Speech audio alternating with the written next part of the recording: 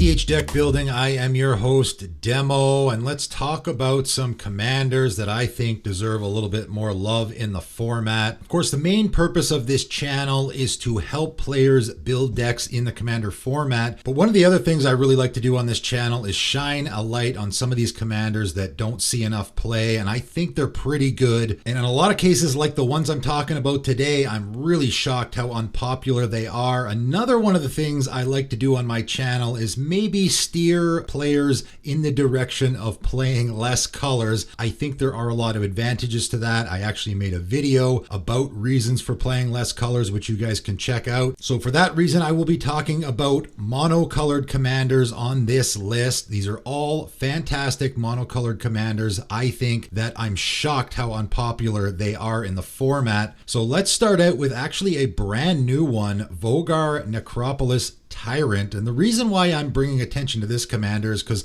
a lot of people probably don't even know it exists. It came out in the Game Night Free-for-All set that came out last year and really got overshadowed by all the other stuff that was coming out. A lot of people probably didn't even know this set came out. There was a monocolored commander from each color in this set, and this to me I think is the best one. 3 black zombie giant 4/4 with menace. Whenever another creature dies during your turn, put a +1/+1 counter on Vogar Necropolis Tyrant. When Vogar dies, draw a card for each +1/+1 counter on it. I just think there's a lot of neat things you can do with this deck. Obviously, the dies theme in black is very easy to build around. A lot of stuff that you can do there. The dies trigger on your commander is what I really love about it. Obviously, putting +1/+1 counters on your commander isn't that difficult, whether it be through creatures dying on your turn or doing it in other ways as well. And when your commander dies, you get to draw a whole bunch of cards, refill your hand. That seems pretty fantastic to me. You're in a +1/+1 counter theme here as well, which there is a little bit of support in mono black. Currently only 68 decks on EDH Rec. I realize that it is relatively a brand new commander, but I think there's a lot of people that don't even know this one exists, so I'm shining a light on it. Obviously, it got buried with all the stuff that came out last year on top of all the ridiculous amount of commanders we got last year, which is another reason why I'm shining a light on a lot of these commanders today. If you've never seen it before, maybe give it a second look. Next up at number 9, we got Dwyning Gilt-Leaf Dane, 2 green elf warrior, 3/4 with reach. Other elf creatures you control get +1/+1. Whenever Dwyning Gilt-Leaf Dane attacks, you gain 1 life for each attacking elf you control. So I know people are going to look at this and say, okay, well, it's a mono green elf commander that isn't really that great. Of course, there's probably a lot of other way better elf tribal commanders out there that you could be using, which is obviously why this doesn't see a lot of play, but I like the life gain aspect here, right? Obviously, you're going to be in an elf tribal deck. The life gain is another aspect that you can build into your deck. For me, that makes this a much more interesting commander. I don't just do the boring old elf tribal theme or the elf ball deck that we see all the time. Now I can throw the life aspect thing in as well, right? And there is a decent amount of mono green support here for the life gain theme, stuff that we've gotten in recent years. So yes, I'm going to do the elf tribal thing, but I get that added life gain as well. Like a Well of Lost Dreams, for instance, I can throw in this deck as a fantastic card draw option. And then obviously just the life gain in itself is a benefit to you in a commander game. This guy currently only has 84 decks on EDH Rec. That's essentially nothing, especially for a commander that has been around for quite a while. And just to give you an idea of how unpopular that really is, Zubira Goldenfeather, mono white Griffin tribal, has 83 decks on EDH Rec, so essentially the same, and I think Dwyning is quite a bit better than that. Munda Ambush Leader, Boros Ally Tribal, certainly not a fantastic option if you're doing an Ally Tribal deck. That has 80 decks on EDH Rec. Even Infernal Kirin, Mono Black Spirit Arcane Tribal, has 78 decks on EDH Rec. I think Dwyning is a way better commander than all of those. I realize the competition is really high here for Elf Tribal in mono green, but I think this is a pretty great option if you're going in that direction. Next up, we got Brimaz, King of Oreskos, a commander that a lot of people are probably familiar with, but isn't really that popular as an actual commander. Currently only 213 decks on EDH Rec, and I think it's a pretty fantastic one. 1 white cat soldier 3/4 with vigilance. When Brimaz attacks, create a 1/1 white cat soldier creature token with vigilance. Attacking when Brimaz blocks, you do the same. And of course, because your commander has has Vigilance, you can both be attacking and blocking in a turn cycle, creating those cat soldier tokens with each of those abilities. And this is a commander that I brought up in my video about commanders that have gotten a lot better with all of the support in these specific themes that we have gotten. Particularly the token theme here, right? You are creating tokens,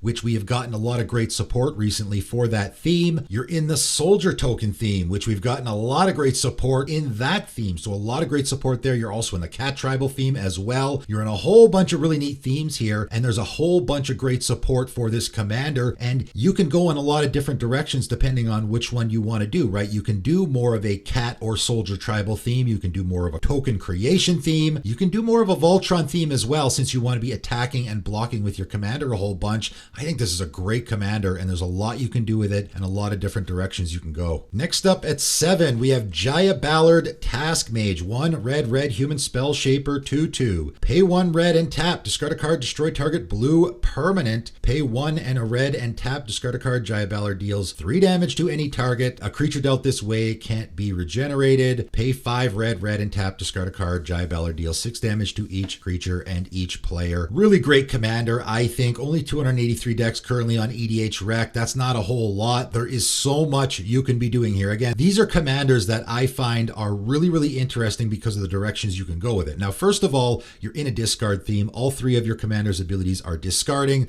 There's lots of great support in mono red for the discard theme. Even recently, we've gotten some stuff that will be benefiting you from discarding on top of the benefit you get from your commander's ability as well. You can do the color change thing because, of course, your commander is destroying blue permanents. There is some support there. Of course, your commander's throwing damage around. There's always a ton of stuff that you can do if your commander is throwing damage around. Let's throw a Basilisk Collar on our commander so that we kill any creature that we hit. If we want to hit players, we can throw a Chandra's Incinerator in there, which is going to be great support. And then, of course, we have a board wipe on our commander. That's always good as well. I think this is a great commander with a lot of different directions you can go with it. And again, a lot of great support that we've gotten recently. Coming in at number 6, Jettojanin of Ephrava. 3 green. Cat Warrior 5/5 with Forest Walk. Whenever Jettojanin attacks or blocks, create a 2/2 green cat warrior creature token with Forest Walk. So funny enough, very similar to Brimaz. You're doing the attack or block thing. You're creating tokens. They're also cats. So now you can do the cat tribal thing, but in mono green. Also warrior tribal as well works here. There is some support in mono green for warrior tribal. Probably the best addition for this commander that has come out in the last couple of years is Yavimaya, Cradle of Growth. That card is obviously a fantastic include in this deck because, of course, it's going to turn all your opponent's lands into forest, which is going to ensure that your commander is unblockable, as well as the cat tokens that you are making. Of course, because you want your commander to be attacking all the time, having it be unblockable is going to be great. Again, we're in the token creation theme. We've gotten a lot of great support recently for the token creation theme in green. Any tribal aspect here with cat and warrior works. Any Voltron strategy can work here as well. This currently only has 82 decks on EDH Rec. Again, that's almost nothing.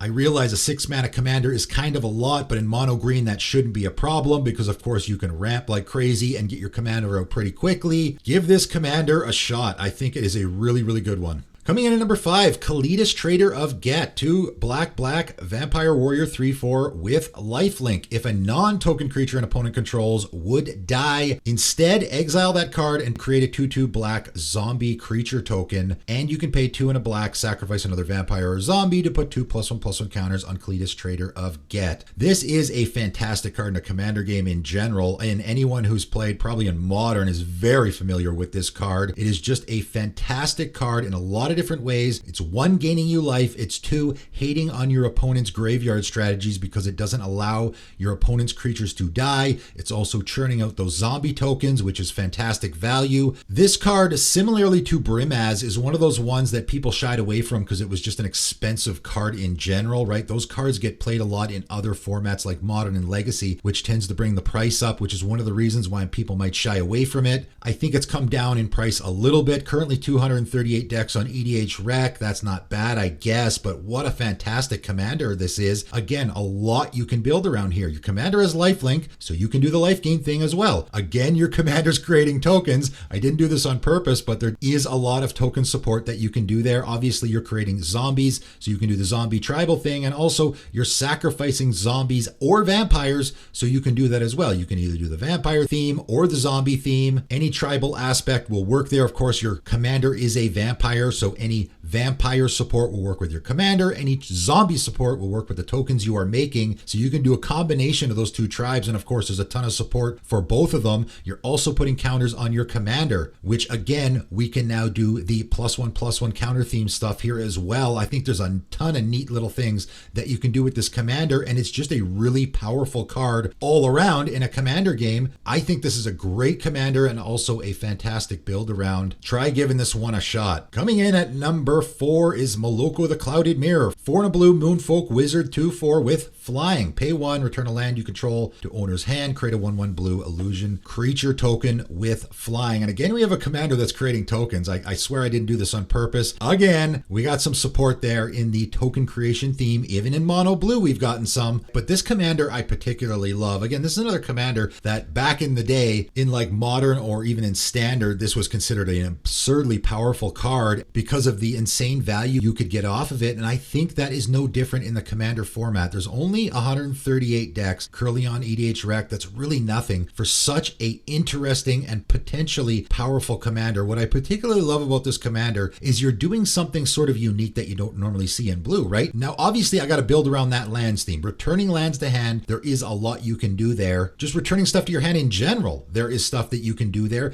You're obviously creating the tokens. They are illusion tokens, so you can do an illusion tribal theme here. There is some support there. You're also making flying tokens, so any of the flying tribal support will work here as well. There is a lot of different directions you can go with this deck, and again, there's a lot of support that fits the theme of what you're doing, even though it kind of seems like you're outside the color pie here a little bit with what this commander is doing. I think this is a fantastic commander, and I can't believe it's not more popular in the format. Coming in at number 3, Patron of the Oraki, 6 green spirit 7/7, has one of my favorite mechanics of all time, Snake Offering, or the offering mechanic in general, which I would personally like to see them revisit. You may cast this card anytime you can cast an instant by sacrificing a snake and paying the difference in mana cost between this and the sacrificed snake. Mana costs includes color. That is a really, really fantastic ability. I have a Patron of the Kitsune deck, and the offering thing is one of those abilities that you really don't realize how good it is until you actually use it. I know your commander costs a lot, right? 8 mana is a lot, but the snake offering part reduces the cost of your commander. If you have a snake in play, if it costs like 4 or 5 mana, that is going to drastically reduce the cost of your commander.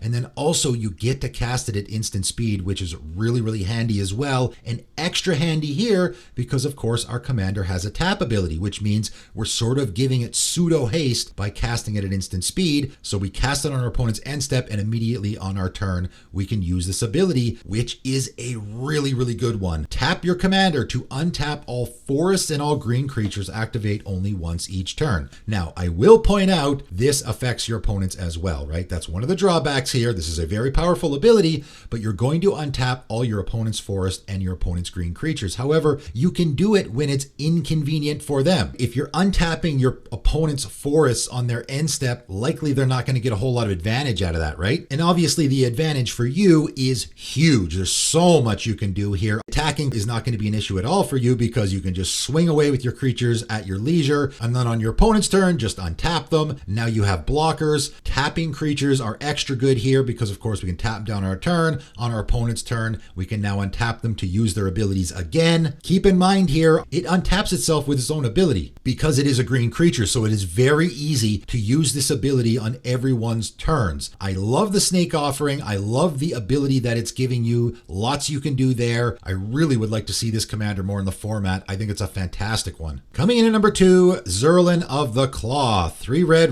Vyashino Shaman, 3/4. Pay 1 red and tap, search your library for a dragon permanent card, put that card onto the battlefield, then shuffle. That dragon gains haste until end of turn, exile it at the beginning of the next end step. Now, I will say this isn't a super unpopular commander in the format. It does have over 400 decks on EDH Rec currently. It is for sure the most popular commander that I'm talking about today. But again, this video is I'm surprised these commanders aren't more popular, and this is one that I'm surprised isn't more popular. Dragons are one of the most popular tribes in the entire format, and of course red is the number one color for dragons. Now I know a lot of people want more colors so they can put lots of those other dragons in their deck, but being able to tutor for dragons and put them directly into play is such a fantastic, powerful ability. And again, there's a lot of really neat things that you can do here. That dragon gains haste, of course you can use it right away. The exile at the beginning of the next end step is really the important part and the part that you want to build around here, I think. First of all, you can put like a Conjurer's Closet in the deck. Those will both trigger at the same time. So instead of having that creature get exiled permanently, I will instead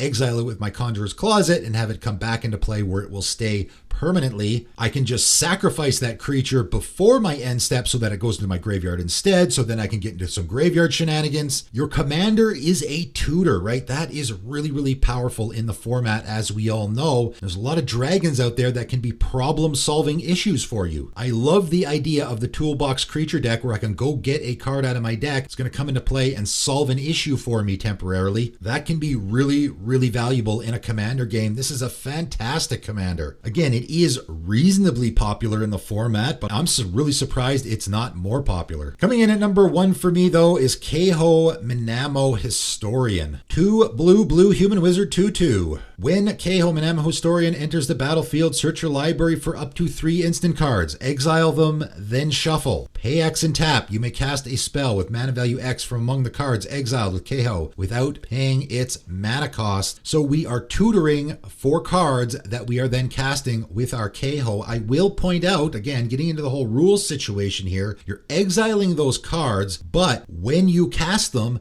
they are going to resolve like they normally do and go to your graveyard, so there is the opportunity to use them again, right? If you are looking for specific cards that are really important in your deck, they're not just going to be exiled forever. Maybe you want to build your deck around a very specific instant card or a very specific kind of instant card. You're not just exiling them forever so you never get to use them. That might be something that puts people off of this commander. So if there is a deck where you want to be using those specific instant cards, and of course your commander will allow you to tutor for them, you can then, after you cast them, shuffle them back into your library and recast your commander, or even just blink your commander, right? That's another thing you can do here that maybe people shy away from this commander because, oh, I cast my commander, I use those 3 instants, and then my commander's just sitting there. No, I can just blink it. It enters the battlefield again. I go get 3 more instant cards, or I shuffle those same instant cards that I really, really want into my library and go get those same ones again and reuse them again. Of course, haste enablers is going to be great here, so we can use our commander right away. Anything like a Lightning Greaves is great. 1,000-Year Elixir as well will allow you to use your commander's ability right away. Also allows you to untap it. Maybe there's some combo you're trying to assemble with those 3 instant cards. A really unique, interesting deck that I made for one of my patrons was an Unspeakable deck. They wanted me to make a deck for them with that card, but I wasn't using it as the commander. I was using Keho, and the reason why is because of the card Sift Through Sands. 1 blue, instant arcane, draw 2 cards, then discard a card. If you've cast a spell named Peer Through Depths and a spell Reach Through Mists this turn, you may search your library for a card named The Unspeakable, put it onto the battlefield. So this was a way to get your secret commander, I guess, out of your deck and put it directly into play. And of course, it's an instant. So I could use my Keho to go get my Sift Through Sands or any of those other ones because they're instants as well, and then use that to go get The Unspeakable. I know it's some hoops to jump through, but those are some of the interesting things you can do with a commander like this. You don't have to just go get a bunch of counter spells and play a counter deck. There is a lot of really interesting things you can do with this commander because of the instance that you're able to go get with it. I think it's a fantastic commander. Currently only 251 decks on EDH Rec. I'd like to see that number get a lot higher. Hopefully I have enticed some people watching this video to do so. And if you are interested in any of them, I have talked about quite a few on my Underwhelming Commanders series. I think there's at least 3 or 4 commanders on this list that I have talked about before and built decks with before. So check out my Underwhelming Commander series playlist in the description if you want to get some more ideas for some of these really interesting commanders. If you already got a deck with one of these commanders and you love it, let everyone know in the comments below how great it is. That is it for today though, and thanks for tuning in.